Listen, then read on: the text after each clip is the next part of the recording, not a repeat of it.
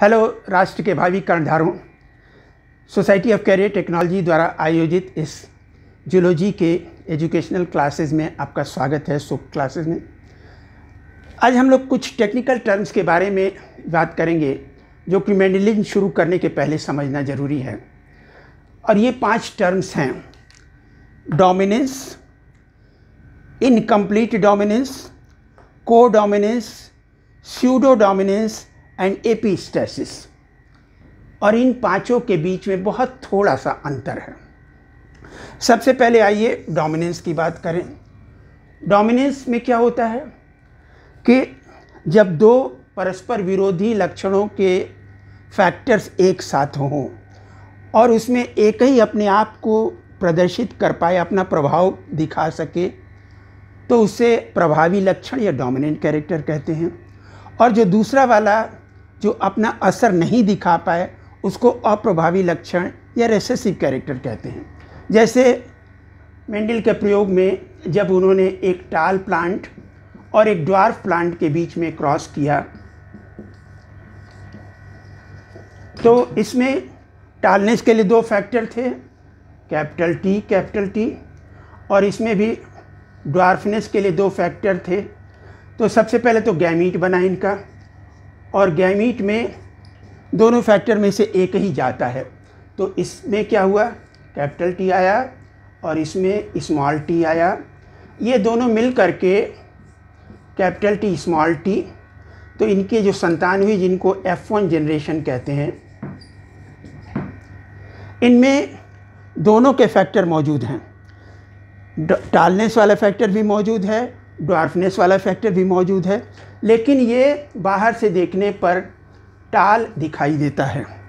तो यहाँ टालनेस जो है अपना प्रभाव दिखा रहा है, इसको प्रभावी लक्षण या डोमिनेंट कैरेक्टर कहते हैं। और जो बौनेपन वाला फैक्टर है स्मॉल टी, वो अपना असर नहीं दिखा पा रहा है, तो उसे अप्रभावी लक्षण या रिसेसिव कैरेक्टर कहते हैं और इसे स्मॉल लेटर से डिपिक्ट करते हैं। अब दूसरा है इनकम्प्लीट डोमिनेंस। और इनकम्प्लीट डोमिनेंस का उदाहरण हमें मिलता है, एक पौधा होता है 4 o'clock प्लांट मिराबिलिस जलापा। और इस 4 o'clock प्लांट मिराबिलिस जलापा में क्या होता है कि कुछ में फूल का रंग लाल होता है, कुछ में सफ़ेद होता है, और कुछ में इन दोनों के बीच का गुलाबी रंग का फूल होता है। तो यहाँ पे क्या होता है इनमें कि यदि एक रेड फ्लावर वाले पौधे को वाइट फ्लावर वाले पौधे से क्रॉस पॉलिनेशन कराया गया, तो इसमें F1 जनरेशन के जो पौधे हैं वो पिंक हो जाते हैं। तो ये जो था, इसमें रेडनेस के लिए 2 फैक्टर थे, इसमें भी वाइटनेस के लिए 2 फैक्टर थे।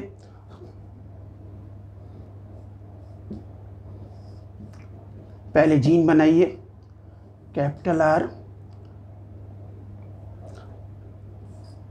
स्मॉल r, और ये दोनों आग करके यहाँ पे कैपिटल R स्मॉल r हो गए, तो ये पिंक हो गया। तो ऐसे केस जिसमें कि डोमिनेंट और रिसेसिव कैरेक्टर के बीच का असर दिखाई दे, डोमिनेंस पूरा नहीं है, अधूरा है, तो इसे इनकम्प्लीट डोमिनेंस कहते हैं। और ये कहाँ पाया जाता है? 4 बज गए मगर पार्टी अभी बाकी है, 4 o'clock plant mirabilis जलापा।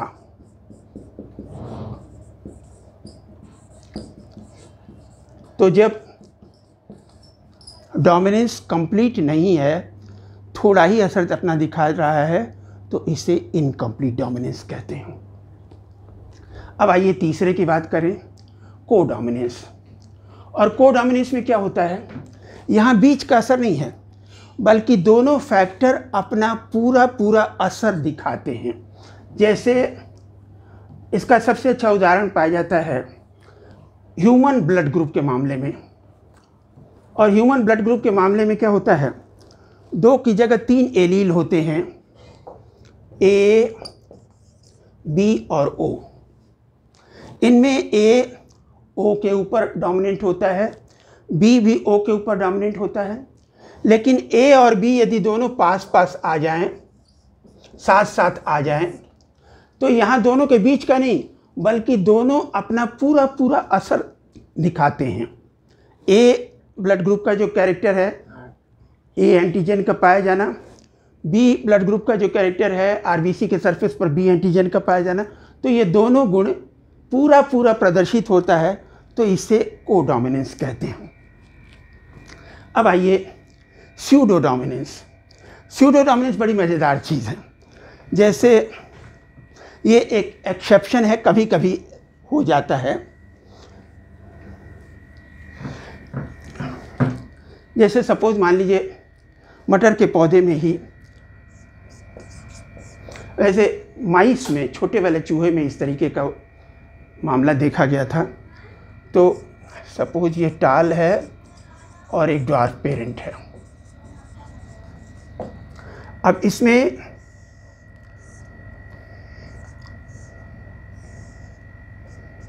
Gene for टालनेस यहाँ पर मौजूद है, कैपिटल टी, राइट। और ड्वार्फ में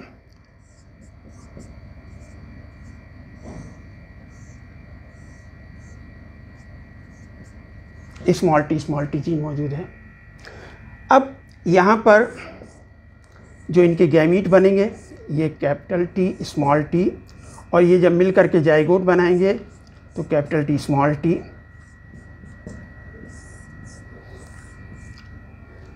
अब दो बातें हैं। नॉर्मल कंडीशन में क्या होता है? नॉर्मल कंडीशन में ये होता है कि ये टालनेस डोमिनेंट है तो ये टाल फिनोटाइप प्रदर्शित करेगा। लेकिन सपोज यहाँ पे क्या हुआ, ये जो यहाँ पे क्रोमोसोम आ रहा था इसमें से उतना हिस्सा जहाँ पे कैपिटल टी वाला जीन था ये टूट करके अलग हो गया, खो गया, राइट। क्या हुआ? सेल डिवीजन के समय वो छोटा सा टुकड़ा क्रोमोसोम का जिसमें टालनेस के लिए जीन था वो खो गया। अब यहाँ पे क्या होगा कि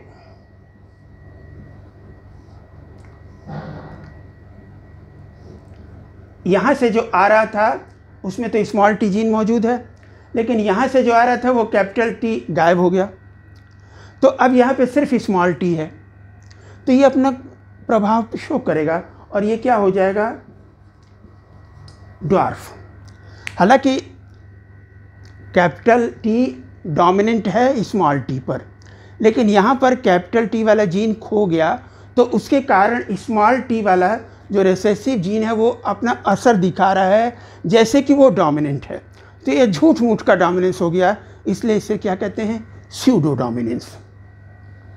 और पांचवी चीज़ है एपिस्टेसिस, इसके बारे में हम बाद में डिटेल में पढ़ेंगे, लेकिन यहाँ पे सिर्फ कंपैरिजन के लिए आपको बता दे रहे हैं कि जैसे एक जीवधारी है और उसमें किसी एक कैरेक्टर, कभी कभी ऐसा होता है कि एक कैरेक्टर को कंट्रोल करने के लिए एक जोड़ी से ज़्यादा जीन्स भी हो सकते हैं, तो उसे फिर इंटरेक्शन ऑफ जीन कहते हैं।